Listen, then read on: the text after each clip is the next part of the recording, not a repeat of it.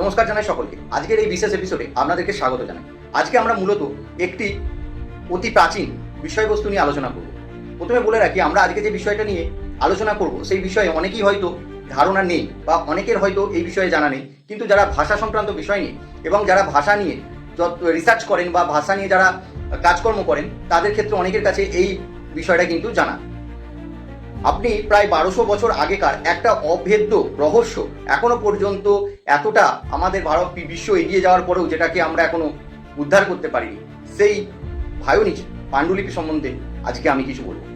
এটা মূলত 1404 থেকে 1438 খ্রিস্টাব্দের মধ্যে লেখা একটি বই, যেটা সম্পূর্ণ হাতে লেখা, এবং আমরা এই সালটা সম্পূর্ণ কিন্তু কার্বন ডেটিং থেকে ধারণা করতে পারি, কিন্তু আমাদের কাছে প্রকৃত এর ডেটটা কিন্তু এখনো আমরা জানি না এটি কবে লেখা হয়েছিল। বইটি সম্পূর্ণ 240 পাতার একটি বই। তার প্রত্যেকটা রন্ধে রন্ধে বিভিন্ন অজানা ভাষায় বিভিন্ন তথ্য রয়েছে, যেখানে কিছু কিছু লেখার মধ্যে মধ্যেই কিন্তু রয়েছে বিভিন্ন রকমের ছবি। যে ছবি থেকে ধারণা করা যায় সেখানে রয়েছে উদ্ভিদবিদ্যা সম্বন্ধে ধারণা, সেখানে জ্যোতির্বিদ্যা সম্বন্ধে ধারণা, সেখানে কোনো ঔষধি অর্থাৎ মেডিকেল লাইনের কোনো ধারণা রয়েছে সেই বইটির মধ্যে। এছাড়াও রয়েছে সেখানে যদি আপনারা ভালো করে বা ছবিগুলোকে যদি আমরা ভালো করে পর্যালোচনা করলে দেখতে পাই যে রাশিচক্রের যে ছবিগুলো সেখানে কিন্তু বর্তমান রয়েছে। এর সাথেও বিভিন্ন ধরনের বিভিন্ন আঙ্গিকে বিভিন্ন মানুষ অথবা পশুর ছবি রয়েছে, যেটাকে দেখে বা বিভিন্ন উদ্ভিদের ছবি রয়েছে যেটাকে দেখে আমরা ধারণা করতে পারি মূলত এই বইগুলি ছিল উদ্ভিদবিদ্যা, পদার্থবিদ্যা, রাসায়নিক এবং চিকিৎসা শাস্ত্রের উপরে লেখা কোনো গোপন তথ্যের উপরে এই বইটি। প্রথমে যদি আমরা পর্যালোচনা করি তাহলে এই বইটিকে আমরা কিন্তু দুটোভাবে ভাগ করতে পারি। এক হচ্ছে অভেদ্য এবং অজানা ভাষা, দুই হচ্ছে এটা সম্পূর্ণ একটা যাকে বলা হয় মানুষ ঠকানোর জন্য লেখা একটি বই।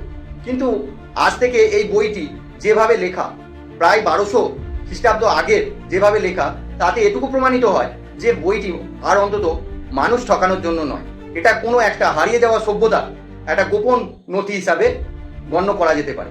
আজকের দিনে এই বইটি যদি আমরা উদ্ধার করতে পারি তাহলে কিন্তু আমরা বহু রহস্য ভেদ করতে পারব।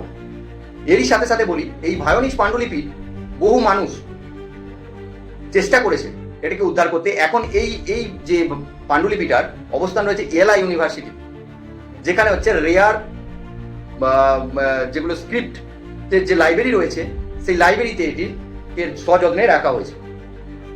তাই আমরা বলবো মূলত যে আজকের পৃথিবীতে কোনো রহস্য সম্পূর্ণভাবে এখনো পর্যন্ত যেটাকে ভেদ করা যায়নি সেটা একমাত্র এবং একটিমাত্র পাণ্ডুলিপি, যার নাম ভায়োনিজ পাণ্ডুলিপি। ভালো থাকবেন, সুস্থ থাকবেন। আরও নতুন নতুন তথ্য জানবার জন্য আমাদের চ্যানেলটিকে অবশ্যই ফলো ও সাবস্ক্রাইব করবেন। শুভরাত্রি।